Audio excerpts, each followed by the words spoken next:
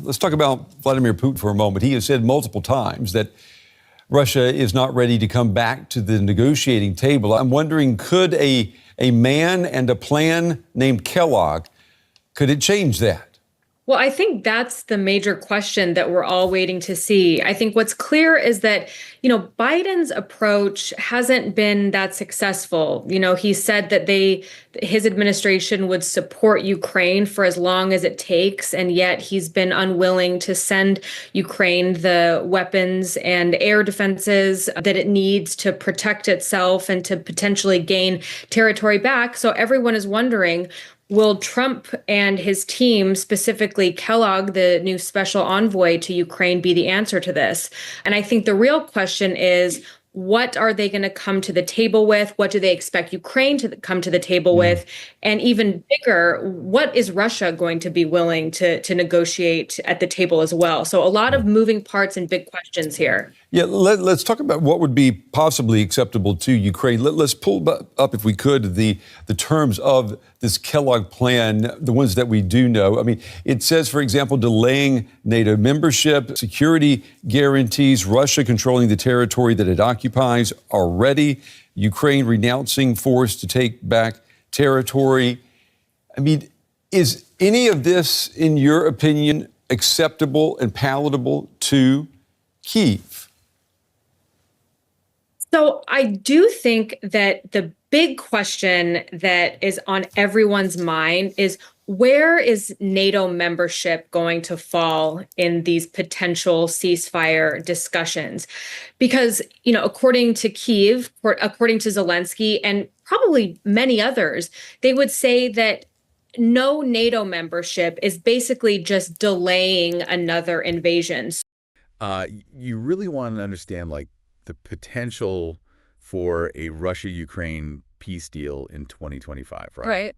It's a lot to unpack. It is. It's super complex. Yeah, and it's hard to know what's actually going on. Yeah. Behind the headlines and all that. Absolutely. So you shared with us a YouTube video with some experts talking about it. Yes.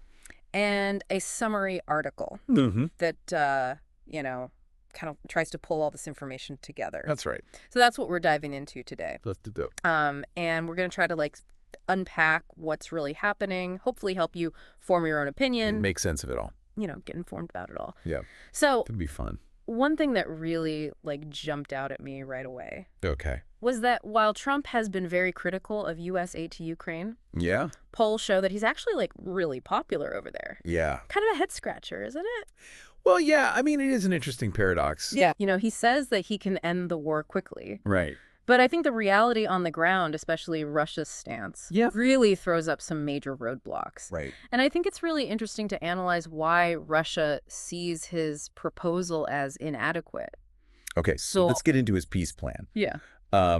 Essentially, he's saying that Ukraine should delay joining NATO, potentially make some territorial concessions. Yeah.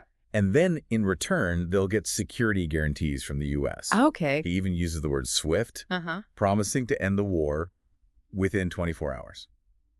Strong words. Really strong words. Yeah. But Russia has completely rejected this plan. Really? Yeah, they see it as a non-starter. Wow. Lavrov, the Russian foreign minister, actually went on record to say that postponing NATO membership just isn't enough. Wow. And I think it's really important to consider this from Russia's perspective. Okay. I mean, their goals in this conflict seem to extend far beyond just preventing Ukraine from joining NATO. They seem to be aiming for a much broader kind of reshaping of the regional security architecture. I see. And they're probably not going to settle for anything less. So it sounds like Russia is playing hardball then. Yeah, for sure. And Ukraine is kind of caught in this tough spot, Totally. facing pressure from both sides. Absolutely. And I think it's important to remember that Ukraine is not exactly negotiating from a position of strength right now. Right. Russia has made some pretty significant military advances. Yeah. And that puts them in a very vulnerable position. And Zelensky, the Ukrainian president, Yeah. has been really clear Yes. that any agreement has to include the return of all the occupied territories, Right. including Crimea, Yeah. and those security guarantees from the U.S. He seems pretty firm on those points. He does, yeah. But with Russia making those gains militarily, Right. Ukraine's ability to actually dictate the terms is, Right. becoming increasingly limited. Yeah, it sounds like they're walking a tightrope. Yeah. So where do the experts that we saw in the video stand on all this? Yeah, well, the video presented a range of opinions, right? Yeah. Some were a little bit more optimistic than others. Right. Some experts expressed like a cautious optimism about the possibility of at least a ceasefire in 2025. Sure. But others, and I tend to agree with this group, Okay. they express serious concerns. Okay. They believe that the pressure that's currently on Ukraine Right. might lead them to accept a deal that's not really in their best interest. Yeah. One that doesn't address the root causes of the conflict Right. and could even lead to more confrontations down the road. Yeah, they brought up the idea of a frozen conflict quite a bit. Yeah, Is that like a realistic possibility? it is. Yeah. What would be like the long-term consequences of something like that? Well, frozen conflict basically means that the fighting stops, Okay. but the underlying issues aren't really resolved. Right. It would offer some temporary relief, Mm. but it wouldn't be true peace. In fact, it could create an even more volatile situation Yeah. because you've got these tensions that are just simmering under the surface, Right. and they could erupt again at any moment. Yeah. History shows us that unresolved conflicts rarely stay frozen. Exactly. Okay, let's talk about Putin for a second. Okay. He's He's an interesting character. known for being a tough negotiator. That's one way to put it. How does his personality and his past behavior kind of inform how we should understand what's happening now? Well, negotiating with Putin is a complex endeavor, right? Yeah. He has a history of going for what we call maximalist gains. Meaning? It means he tries to get the absolute most that he can Okay. in any negotiation. Right. And his goals, I think, extend beyond just trying to keep Ukraine out of NATO. Mm-hmm. He wants to restore Russia's dominance in the region. I see. And I think he wants to, roll back what he sees as the West's encroachment On their territory. on Russia's sphere of influence. Got it. Yeah. One analyst in the video said that Putin has made it clear he will not negotiate with Ukraine. Right. That sounds It's pretty bleak. bleak. Yeah. It is. It underscores how ambitious he is. Right. And I think to understand that, Yeah. it's important to look at his past actions. Okay. He has consistently used military force Right. to achieve his goals. Yeah. We saw that in Georgia in 2008 Exactly. and Crimea in 2014. Exactly. So given all that, I mean, is there any reason to believe that Trump's involvement could actually push Putin towards compromise? Yeah. It's hard to say, Yeah. Some people argue that Trump is so unpredictable Right. that it might throw Putin off balance and create an opening for a deal. Yeah. But I'm not convinced. Okay. Putin's a master strategist. Yeah. He's not going to be swayed by just personality quirks. Okay. I think he's more likely to see any kind of concessions from Trump as weakness Right. and exploit them. Wow, that's kind of scary. Yeah. Okay, even if a deal somehow comes about, should the U.S. even be negotiating directly with Russia Interesting question. without involving Ukraine or the European Union? I think that would be a mistake. Really? Yeah, I mean, this conflict is way too complex Okay. to be reduced to just like a U.S.-Russia thing. Right. Ukraine has to be involved. Of course. They have a right to be heard. Yeah. And the EU has a huge stake in this, too. Right. They're right there. They're right next door, and Yeah. they've got these economic and security ties to both countries. Yeah. It sounds like it would be a recipe for disaster Pretty much. to just exclude them. Yeah. It seems like a real sustainable solution would require a much broader approach I agree. that takes into account everybody. 100%. All right. So we've covered a lot. We have. We talk about Trump's peace plan, Mm-hmm. the challenges that Ukraine's facing, Yeah. how complex it is to negotiate with Putin, Uh-huh. and that a multilateral approach is probably the best way to go. Yeah. It's clear that this is a really complicated situation It does. with no easy answers. Definitely not. So where do we go from here? Well, I think it's important to acknowledge that even though there are a ton of obstacles, Yeah. the path to peace is not impossible. It'll take a lot of diplomatic skill, some strategic vision, Yeah. and a willingness to make some really tough choices. Right. And I think we need to shift the focus from, short-term gains Right. to long-term solutions Yeah.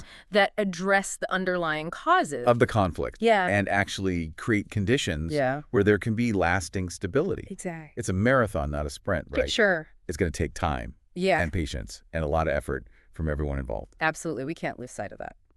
This has been a really fascinating discussion. It has. Kind of sobering, too, though. Yeah, it is. Let's take a quick break. Okay. And then we'll come back and talk about what this all means for you, the listener, Sounds good. and what you can take away from this whole deep dive. I'm looking forward to it. So we've looked at all the complexities, Yeah. the different perspectives, the potential roadblocks to peace. Right. What are your thoughts? Well, I'm just struck by, Yeah. the immense pressure that Ukraine's under Yeah. to accept a deal, Right. any deal, Mm-hmm. even if it's not good for them in the long run. Right. It just feels like they're being squeezed from every direction. Yeah.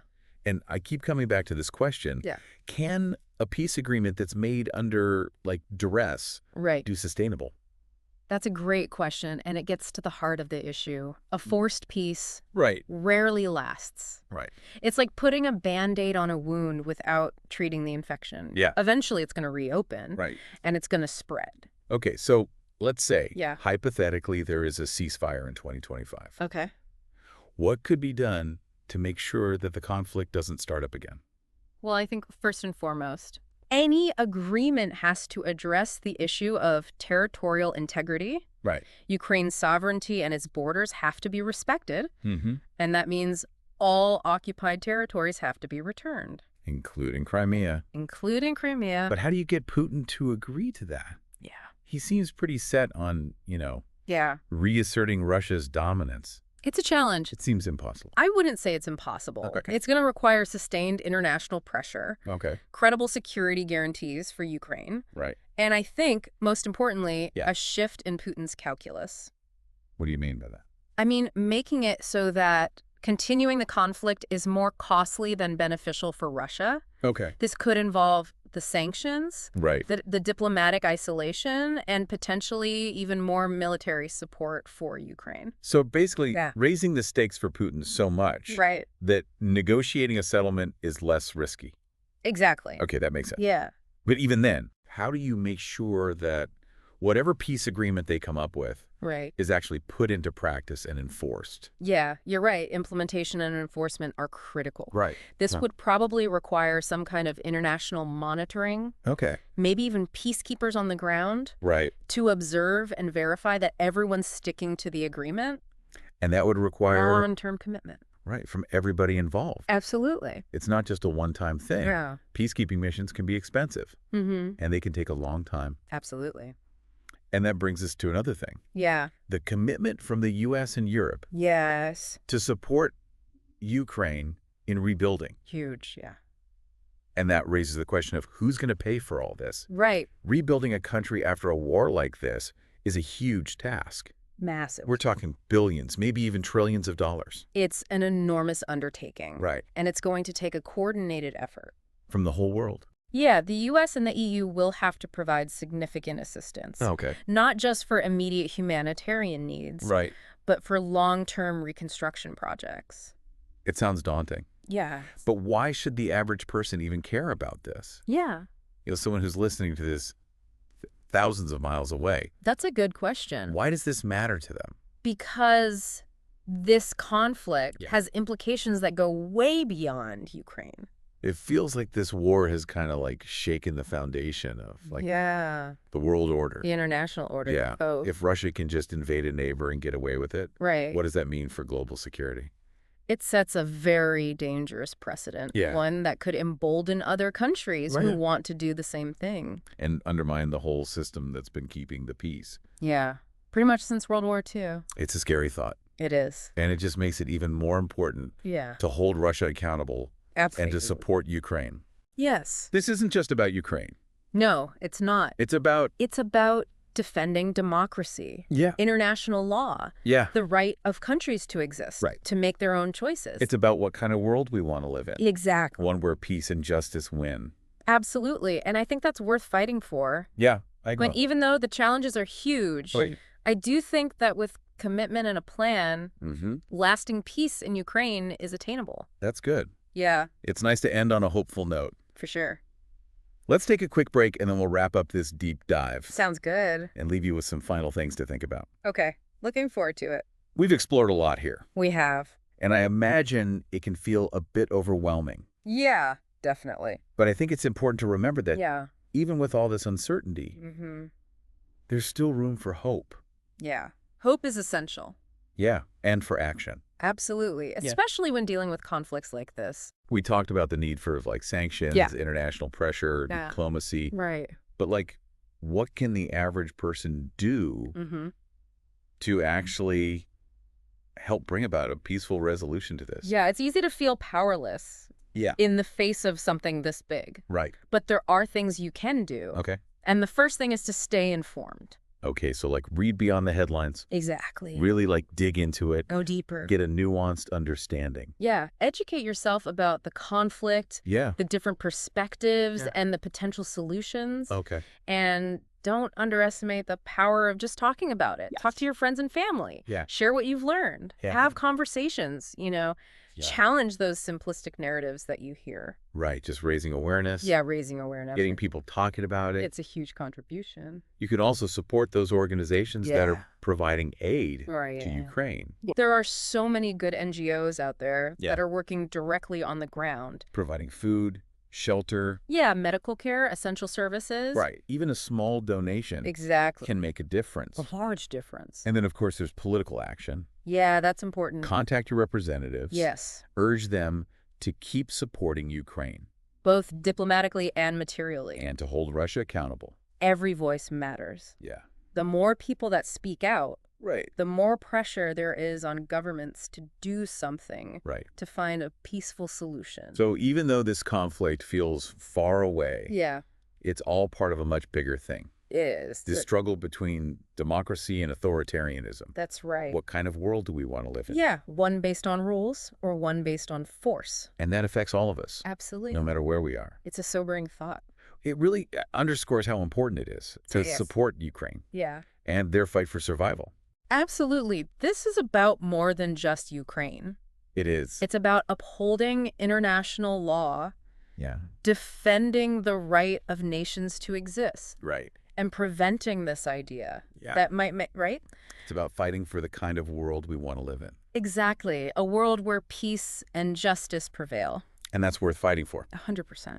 So as we're wrapping up this deep dive, I want to leave you with one final thing to think about. Okay.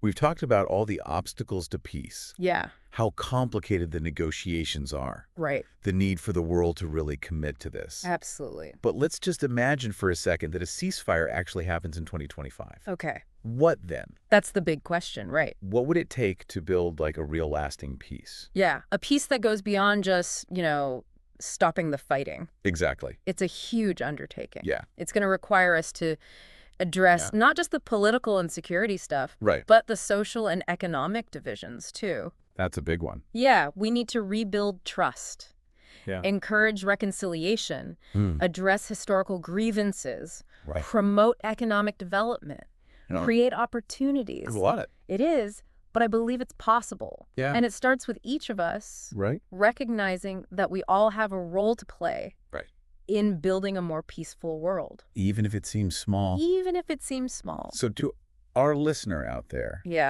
keep exploring this issue. Stay engaged. Stay informed. Keep learning. Talk about it with people. Have those conversations. And don't give up hope. Never give up hope. For a better future. The path to peace might be long and difficult. Yeah. But every step we take brings us closer to that goal. Of a world without conflict. The world where cooperation and understanding replace violence.